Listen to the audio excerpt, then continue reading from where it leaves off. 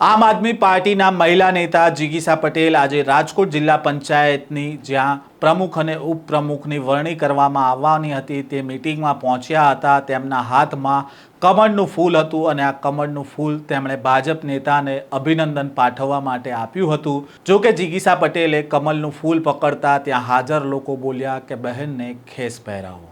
શું છે આ સમગ્ર મામલો, વાત કરીશું આ વિડીયોમાં।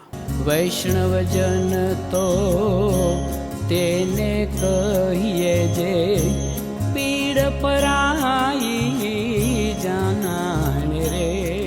નમસ્કાર, નવજીવન ન્યૂઝમાં આપનું સ્વાગત છે। હું છું જયંત દાફડા। ગોંડલમાં આમ આદમી પાર્ટીના મહિલા નેતા જીગીસા પટેલ સ્થાનિક સ્વરાજની ચૂંટણી પહેલાં અલગ અલગ મુદ્દાઓને લઈને સ્થાનિક તંત્ર સામે સવાલો ઉઠાવતા હતા। તેમણે સ્થાનિક સ્વરાજની ચૂંટણીમાં ભાજપ અને સ્થાનિક ધારાસભ્ય સામે અનેક આક્ષેપો પણ કર્યા હતા। જો કે તેની અસર ચૂંટણી પરિણામમાં ખાસ જોવા ન મળી હતી। જો કે ચૂંટણી પરિણામ બાદ તાલુકા પંચાયત અને જિલ્લા પંચાયતમાં પદાધિકારીઓની વરણી કરવા માટે ચૂંટણી યોજાઈ હતી અને ત્યાં ભાજપના નેતાઓને અભિનંદન પાઠવવા માટે પહોંચ્યા હતા જીગીસા પટેલ। રાજકોટ જિલ્લા પંચાયતની મીટિંગ બાદ જીગીસા પટેલે ભાજપ નેતાઓ જે પ્રમુખ અને ઉપપ્રમુખ બન્યા હતા તેમને અભિનંદન પાઠવ્યા। આ દરમિયાન તેમણે હાથમાં કમળનું ફૂલ લેતા કેવા દ્રશ્ય સર્જાયા હતા તે પણ જુઓ।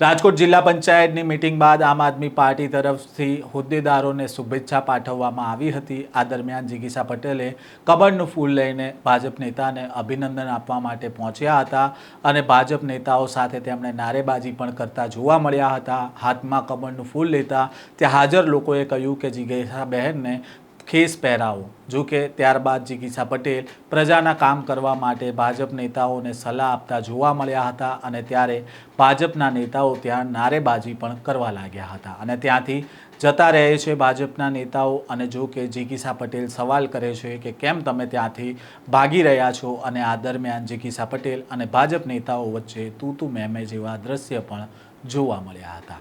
આ પ્રકારના સમાચાર અહેવાલ સાથે ફરી મળીશું। નવજીવન ન્યૂઝ સાથે જોડાયેલા રહેજો।